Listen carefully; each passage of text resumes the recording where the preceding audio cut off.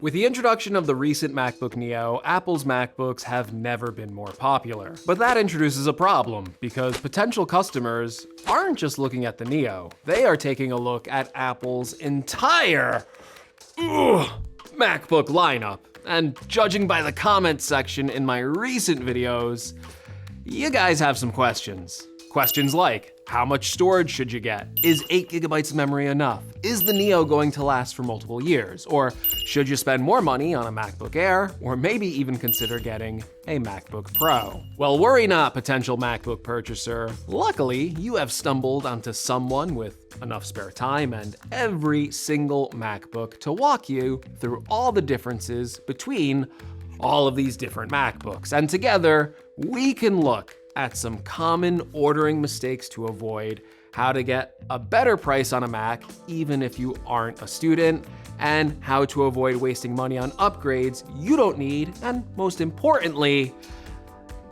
finding the right Mac for you to purchase. Now, the first thing we need to do, yes, this includes you, I need your help, is we need to identify what type of user you are. And let's break this down into 3 simple categories: general users, power users, and power users max. That's an awful name. Who came up with that? Pack your things. You're fired! No, we'll call this last category specialist users. Because for the most part, the more money you spend on a MacBook, the better it's going to be. But just because a more expensive MacBook on paper is better, doesn't mean it's the best choice for you, because you could end up paying for features that you don't need or performance that you don't need. Once you figure this out, it's time to start with people's most important buying factor. No, not the color, your wallet. To start, yes, you should look at the MacBook that almost everyone is buying right now, the low-cost MacBook Neo. And the reason why people are just gobbling this up is because it just starts at $600. Now, instead of talking about what the MacBook Neo can't do, I think it's more important to talk about what it can do, because the Neo does give you the full MacBook experience. That is, that the Neo has the same build quality as any other MacBook. Yes, even if you spend thousands of dollars more on the most expensive MacBook Pro, the Neo will feel just as premium with the same unibody aluminum build. In fact, if you didn't opt for one of the unique color choices and went with a silver model, it would look pretty similar to a silver MacBook Air on a table. But it's not a MacBook Air. It has a few design quirks, and if you like portability, the Neo is technically more portable than the Air, because the Neo has a smaller 13-inch display and less surface area than the MacBook Air. But the most important feature is that the Neo just runs the full version of macOS, and it can run any macOS application. So yes, that iPhone class A18 Pro chip is powerful enough for most users. The Neo can handle basic tasks like web browsing, email, word processing, spreadsheets, presentations, and all the other tasks you do at soul-sucking corporate jobs. And students. It's great for students too. Even if you're getting this, don't be afraid to open up a video, photo, or music editing program, or even play a game on lower settings. The Neo isn't the best choice for those more demanding applications, but it also isn't just a computer for basic use. Now, unlike some Apple products, the MacBook Neo does come with a charging brick. But this brings up a question I want to ask you. What is the biggest charging myth that even tech-savvy people still believe in? It's that the charger that comes with your device is the best choice. Well, I wanted to look at that for all of these MacBooks. Take, for example, the extremely popular MacBook Neo. It comes with a 20-watt charging brick that charges very slowly. But when I plug in Anker Prime's charger, it has a built-in smart display, and you can see it can charge the Neo at 30 watts, which cuts down your total 0 to 100% charge time by 30 minutes. How about the MacBook Air's charger? It has 2 USB-C ports for multi-device charging. Well, Anker's has 3, and the one that comes with the MacBook Airs charges at only 35 watts, while Anker does up to 160 watts. How about the MacBook Pro? You get a huge charger capable of fast charging, but it only has 1 USB-C port. and it's so much larger than Anker Prime's. Not only is it more portable, it's just better to bring one charger with you when you're traveling or working from a coffee shop instead of bringing 3 separate chargers. You can just use one charger to charge all of your devices. And another myth you might believe in is that the original charger is safer, but Anker Prime's 160 watt charger can accurately identify the specific device you're using, not just the charging protocol it supports. Even when charging multiple devices, it stays cool. And with Active Shield 4.0, it runs 10 million plus temperature checks per day, while supporting Power IQ 5.0, which automatically adjusts power distribution across all 3 ports every 2 minutes. That delivers the same efficiency as using 3 separate Apple chargers at the same time. So is the original charger the best? No, and it turns out that Anker already answered this question in their latest video. Head to Anker's site to see the full story, links in the description, and thank you to Anker for sponsoring this video. Now, one question I get a lot is, should I get the 256GB model or spend more money on the 512GB model? And for most users, I do actually recommend upgrading to the 512GB model, even if you don't think you need the storage right now, because with that 8GB of memory, you will definitely be using swap memory. What is swap memory? Well, think of your Mac's memory like your desk, and your Mac's storage like your desk drawer. Anything that's on your desk you can quickly access, but then as your desk fills up, you put paper and other items into your desk drawer, giving you more space to store your stuff. You can obviously swap what's on your desk and what's in your desk drawer at any time, but that process takes extra time. It isn't as efficient than if it was just on your desk right in front of you. The problem with that smaller drive is, even if you can fit all of your applications and media on that drive, if you don't have much spare storage left after that and you go over the 8GB of memory, then your Mac has nothing left to use for memory, and your Mac will slow down, freeze up, and get that spinning beach ball. The 512GB version gives you more storage to avoid that. You're not getting more RAM, but it's like the desk analogy, right? You don't have the bigger desk to store things on top of it, but you're getting a bigger desk drawer. Well. My biggest buying advice for the Neo, though, is, first of all, if you are a student, make sure to buy from Apple's education website. You can save $100 off your purchase, making this an even better deal. And if you're not a student, well, you can't lie anymore. Apple put a stop to that because so many of you were lying to get that Neo discount. You really ruined it. You really ruined it. Shame on you. Shame on you for being dishonest. For the rest of us honest folk, well, it will be hard to get a deal on the Neo. I'm gonna level with you, because checking third-party sites, you'll see the Neo maybe on sale for like $10 off. But you know what? $10 off in this economy, that's like 2 gallons of gas or a burger from Five Guys. The little one, not the full-size one. But it's still a burger. Now that we've established the baseline with the Neo, let's go back to the type of user you are. Take a look at your wants and requirements, and if the Neo doesn't fulfill them and your budget is higher, that's very important, you might want to consider stepping up to the MacBook Air. Now, despite its name, the main difference between the Air isn't the size and the weight. In fact, the Neo weighs exactly the same as the MacBook Air, and even the Air's like traditional advantage of being thinner, it is just barely thinner than the Neo. So do not buy the Air for the size and weight. But there are 2 reasons why you'll want to go with the Air. The first is that you want none of the compromises you would get by going for the Neo. The Air has a larger, more color accurate display, better speakers, a better center stage webcam that can crop in and adjust to your movements, and yes, there's even a webcam indicator light. I mean, how much could that have been to add to the Neo? It also has 2 Thunderbolt 4 USB-C ports that are much faster than the Neos, and the Air can connect to 2 external monitors at the same time.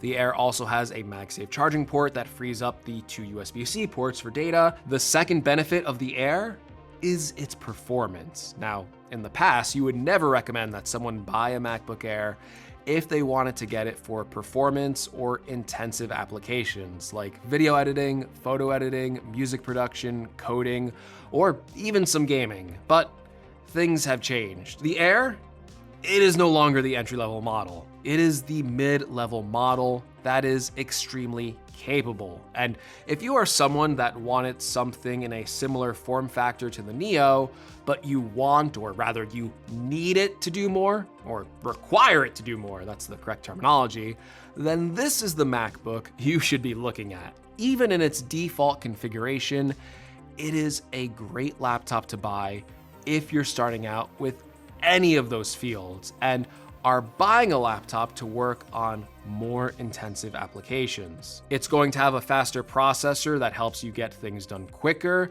It has faster storage. It has better GPU capabilities, and it has double the memory of the Neo, so you won't run into any of those hardline memory constraints. And yes, you can actually upgrade the Air at purchase, but here's where you have to be careful. Because the good thing about the Air is that if you want more memory, storage, or even a stronger chip, you do have upgrade options. Personally, I do think the 16 gigabytes of memory is a good starting point, but if you're buying this for more intensive apps, the more RAM, the better. As for storage, it's a personal choice. The MacBook Air starts with 512 gigabytes, so there's not that super low 256 gigabyte option. It's a good storage amount, but you could always use more, right? Like having more storage is always a good thing, and you can go up to 4 terabytes on the MacBook Air. And the M5 MacBook Air actually lets you upgrade the base chip to a 10-core GPU version, but I would never spend extra money for that upgrade on its own. So the Air, like the Neo, is a fanless design. So this is great, right? Like it won't make any noise no matter what you're doing on it. But in order to cool off these Macs, they have to thermal throttle. So while you will get a performance boost by getting that full 10-core GPU, you won't be getting the max theoretical performance you would be able to get from that chip if this machine had better cooling. The only reason to get this faster M5 chip is if you're getting more storage or more memory, because by default, it comes with that faster 10-core GPU, and I think that's like the only situation where you should get it because, well, you don't have any other choice. And the other option you have with the MacBook Air is size, because there is a bigger 15-inch model that still manages to be slim and pretty portable.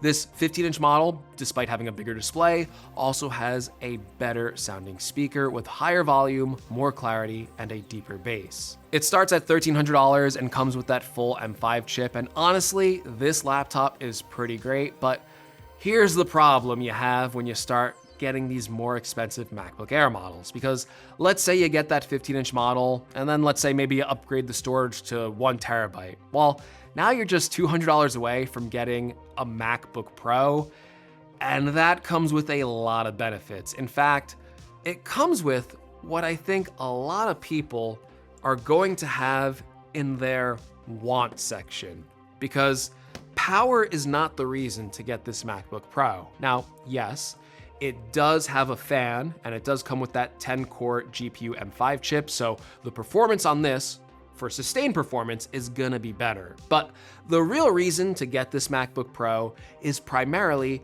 because it has a much better display. It has a 14.2-inch display, so it's right in between the 13-inch MacBook Air and 15-inch MacBook Air, but it is a mini LED display that gets much brighter and enables HDR playback, while also having a much better contrast ratio for deeper black levels.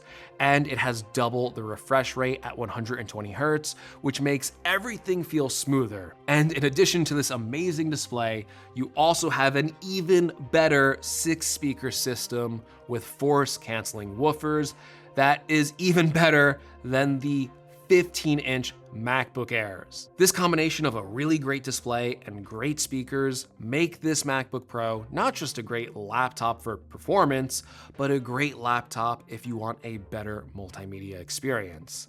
Now, while the MacBook Pro is thicker and heavier than the MacBook Air, it does come with a wider selection of ports, including an SD card slot and an HDMI port. So while a little extra performance is nice, I think the real reason to get the MacBook Pro is if you value these other additional features, because that's when the extra price point is really worth it. And I would actually stop right there, because I think the M5 MacBook Pro basically has, like 95% of the MacBook market covered, In fact, it may be close to like 100% of the people watching this video, because if you need anything more powerful than this, you probably don't need my buying advice. But I'm still gonna cover it, right? There are options above this MacBook Pro. You have the M5 Pro and the M5 Max MacBook Pros. And for the most part, this is just a performance upgrade. They have the same design, screen,